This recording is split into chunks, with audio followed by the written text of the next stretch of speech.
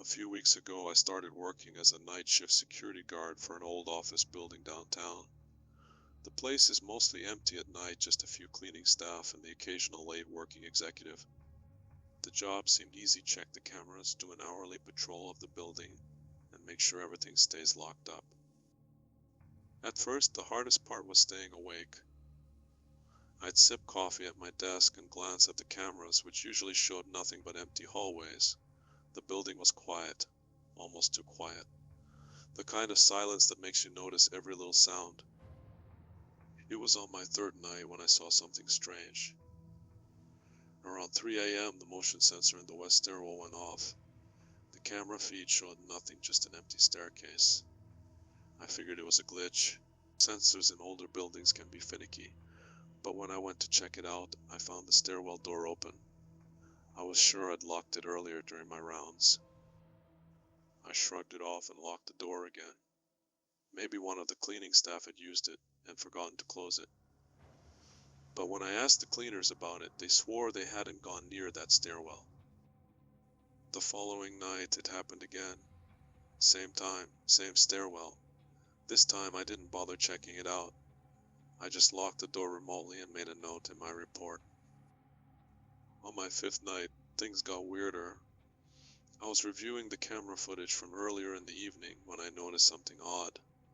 At 2:47 a.m., the west stairwell camera showed the door slowly creaking open. No one was there. The hallway was empty.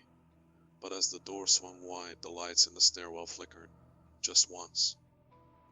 I rewound the footage and watched it again, and that's when I noticed it.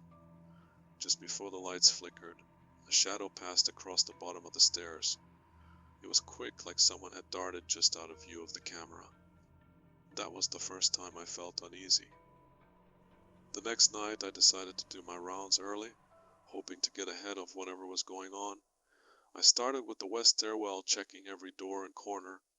Everything was locked exactly as it should be. But when I got to the bottom of the stairs, I noticed something on the wall scratches. Long, deep marks running down the paint, as if someone had dragged their fingernails across it. I reported the scratches to my supervisor the next morning, but he just laughed. "It's an old building," he said. "These things happen." Last night was my breaking point. Around 3:15 a.m., I heard a noise not through the cameras, but with my own ears. A low, rhythmic tapping, like someone knocking on a door. It was faint at first, but it grew louder, coming from the direction of the west stairwell. I hesitated, my heart racing, then grabbed my flashlight and headed toward the noise. When I reached the stairwell, the tapping stopped. The door was open again, swinging gently on its hinges. The air in the stairwell was freezing, much colder than the rest of the building. I stepped inside, shining my flashlight down the stairs. That's when I heard a whisper, faint, almost inaudible, coming from the bottom of the stairs. I couldn't make out the words, but the tone was pleading, desperate. I froze, listening, and then the whisper stopped. The silence that followed was worse. I turned and left the stairwell, locking the door behind me. I didn't finish my rounds that night. Instead, I sat at the security desk, staring at the monitors, waiting for my shift to end. I called out sick today. I'm not sure if I'm going back.